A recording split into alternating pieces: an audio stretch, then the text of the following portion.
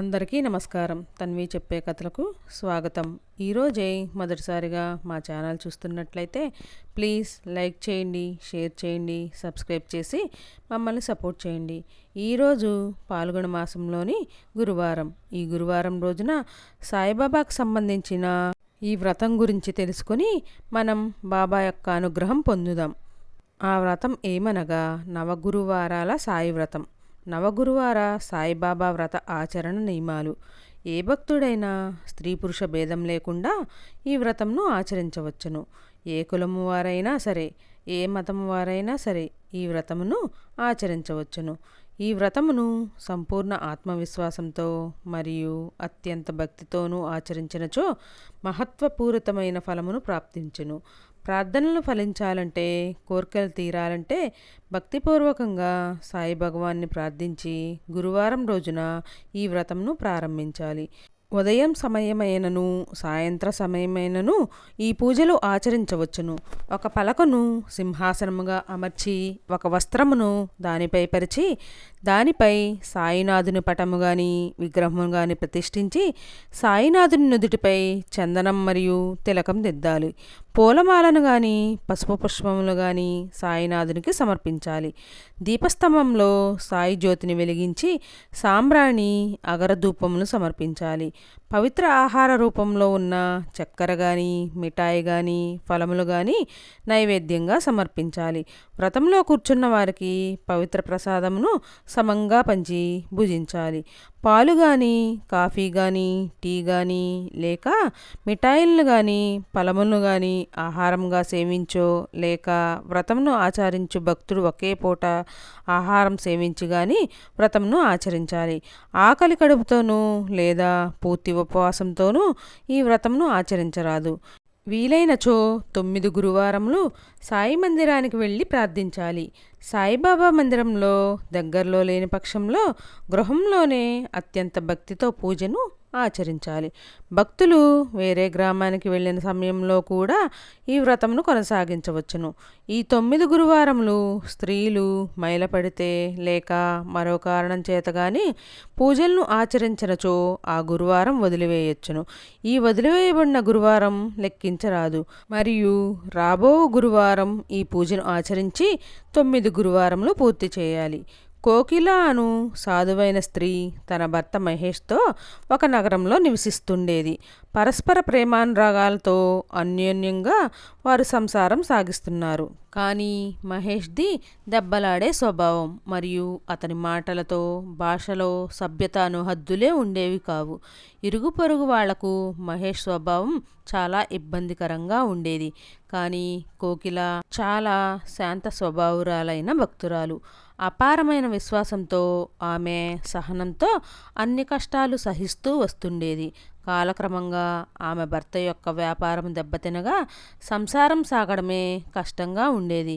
కానీ మహేష్ పొద్దస్తమానం భార్యతో చీటికి మాటికి పోరాడుతూ ఇబ్బందులకు గురి చేస్తూ ఉండేవాడు. ఒకరోజు మధ్యాహ్నం ఒక సాధువు వారి గృహం ముందు నిలిచినాడు. ఆ సాధువు కోకిల వందనం చూసి బియ్యం మరియు పప్పు భిక్షం అడుగుతూ సాయిబాబా నిన్ను అనుగ్రహించుగాక అని కోకిలను దీవించాడు. కోకిల చాలా బాధపడుతూ ఈ జీవితంలో తనకు సంతోషమనేది రాయబడలేదంటూ తన విషాదగాథను చెప్పుకుంది. ఆ సాధువు ఆమెను సాయిబాబా వ్రతమును 9 గురువారములు ఆచరించమని ఉపదేశించాడు. వ్రతము సమయమునందు పళ్ళు పానీయములు లేక ఒక పూట ఆహారం మాత్రమే భుజించాలని ఆదేశించాడు.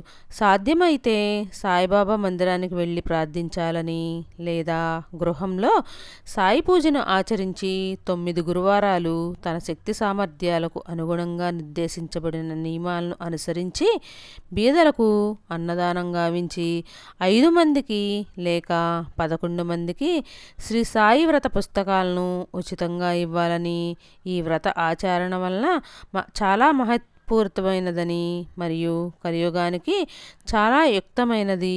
ఈ వ్రతము భక్తుని కోరికలను తీర్చును. కానీ భక్తునికి సాయినాథునిపై ప్రగాఢ విశ్వాసము మరియు భక్తి కలిగి ఉండాలి. ఏ భక్తుడైతే ఈ వ్రతమును నియమానుసారంగా భక్తి శ్రద్ధలతో ఆచరించునో అతని సమస్త కోరికలు ప్రార్థనలు సాఫల్యం గావించును అని సాధువు కోకెలకు చెప్పెను. కోకెల కూడా ఈ నవగురువార వ్రతమును ఆచరించాలన్న నిర్ణయానికి వచ్చి నిర్దేశించబడిన సమయానుసారంగా బీద సాధలకు అన్నదానం గావించి సాయివ్రత పుస్తకాలను 9వ గురువారం ఉచితంగా ఇచ్చింది. అలా కొన్ని రోజులు గడిచిన పిమ్మట ఆమె కష్టాలన్నీ మాయమైనవి. గృహంలో సుఖశాంతులు వెల్లివిరిశాయి. మహేష్ యొక్క కలహ స్వభావం శాశ్వతంగా అంతరించింది. అతని వ్యాపారం సజావుగా కొనసాగింది. వారి జీవనం వృద్ధి చెందినది. ఆ తరువాత కొద్ది రోజుల పిమ్మట ఒక దినం సూరత్ నుండి కోకిల యొక్క బావ భార్యతో కోకిల ఇంటికి విచ్చేశారు. వారు తమ పిల్లలు చదువులో బాగా వెనకబడి ఉన్నారని, పరీక్షల్లో ఉత్తీర్ణు కాలేదని వాపోయారు. కోకిల వారికి 9 గురువారాల సాయిబాబా వ్రతంను గూర్చి వివరించింది. ఆత్మవిశ్వాసం మరియు సహనంతో సాయిబాబాని ప్రార్థించో వారి పిల్లలు చదువులో ప్రగతి చూపగలరని వారికి సలహా ఇచ్చింది. కోకిల యొక్క బావ భార్య వారికి వ్రతం యొక్క వివరాలు చెప్పమని కోరగా 9 గురువారములు ఫలములు పానీయములు తీసుకొని కానీ ఒక పూట ఉపవాసం ఉండి కానీ 9 వారములు సాయి మందిరంలో సాయినాథుని దర్శనం చేసుకోవాలి. ఏ భక్తుడైనా స్త్రీ పురుష భేదం లేకుండా ఈ వ్రతమును ఆచరించవచ్చును. ఏ కులము వారైనా సరే, ఏ మతము వారైనా సరే ఈ వ్రతమును ఆచరించవచ్చును.